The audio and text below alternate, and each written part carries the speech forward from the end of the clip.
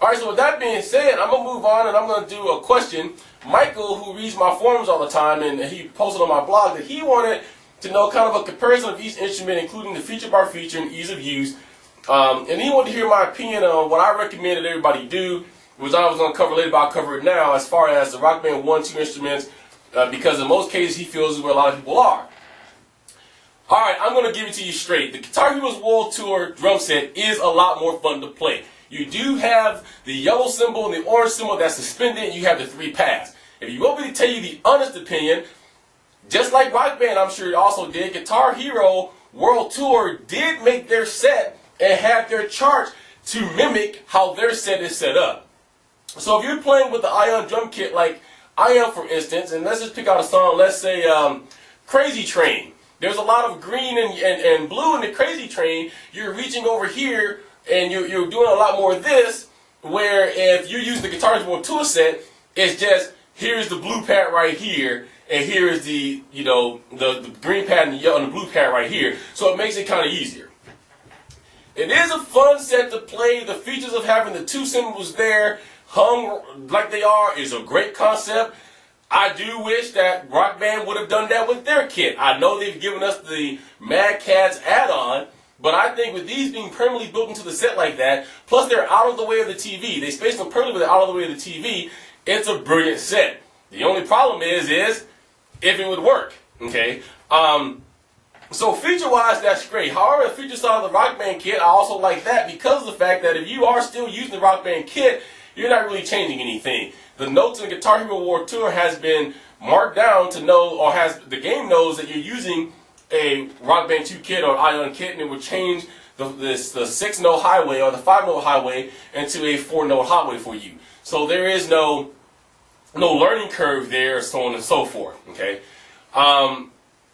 The set has velocity sensitive heads this time. They did a lot better with how they have the start button, so it's not easy to hit. Same with Guitar Hero World Tour. Their panel is right up the top here, so there's no way you're going to smack that. So I think that the construction of both sets and the way that it's done for the ability of both games, okay, you have to understand that Activision and Harmonix are game developers, so they do develop these things after their own game pattern, not their competitor. Okay, Guitar Hero World Tour is allowing us to use a competitor's drum kit, just like Rock Band is allowing us to use Guitar Hero World Tour drum kit. But the way that the highways are built and the note patterns and note charts is built after their own instrument. My opinion, I was kind of on a toss-up because I was going to come on here and say use Guitar Heroes World Tour drum kit for the Guitar Hero World Tour, use the Rock Band drum kit for Rock Band. Here's what I'm going to tell you. Whatever makes you feel comfortable, use it. I do like the fact that I can go from one game to the next and don't have to switch out a kit. However, I also believe that you're not getting the full play out of Guitar Hero World Tour that Activision wanted you to have if you're not using a Guitar Hero World Tour kit. At least if you haven't tried it once, okay? Because it is noted differently, or charted differently because of the way their drums are. And you do have, I call them little mini games, where there may be a note that looks really funky in the circle. That's a velocity note. If you hit that note harder than what you've hit the rest of the notes, you get extra points. Okay, so the long sustains at the end, where there's a roll of a cymbal or a drum or whatever, those I think is more easier pulled off with the Guitar Hero World Tour set because it's built for that. So many times I've hit a double sustain, and for whatever reason, the yellow one just goes away. Okay, so I personally feel you need to try it at least once.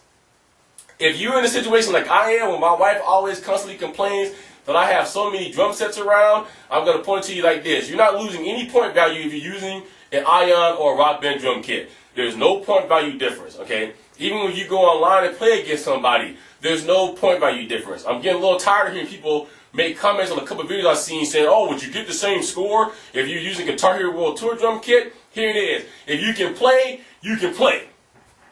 People saying it's a 5-set kit, it's a 6-set kit. You need to understand that every pad, everything you hit in a drum kit counts as a piece of the kit. So you have 3 toms, you have 2 cymbals, okay? So you have 3 toms and you have 2 cymbals. And then you have the foot. So that's 3, 4, 5, and the foot pedal makes 6, okay? If you want to point it out, the Ion kit has more than that. Because you have 4 toms, you have 3 cymbals, and you have a kit. So an Ion kit is an 8-piece set. Activision could have made it so that we could have used the Ion kit just like using their kit because we have all the components in the Ion. We know it could have been done because of the fact that when I tried to hook up my kit the first time before the patch came, it recognized it as a kit that has 6 pads. The problem is that it didn't react the way that it did. You know, the pads that I hit corresponding didn't do anything. So therefore, we lose because we have this $300 kit that has the capabilities of being able to do what the Guitar Hero World Tour kit does, but they don't want us to do that. Okay.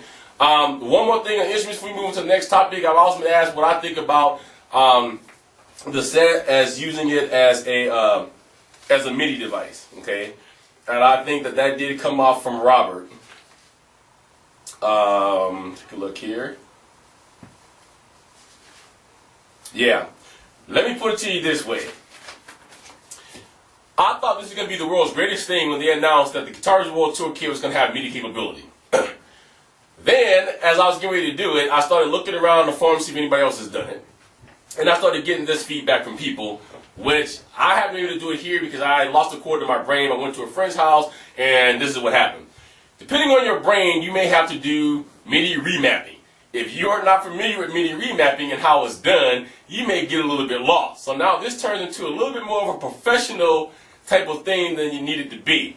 According to Guitar Hero World Tour, or to Activision, you were going to just be able to plug in a MIDI device and it was going to recognize it, it was going to set it up, and it was going to be gone.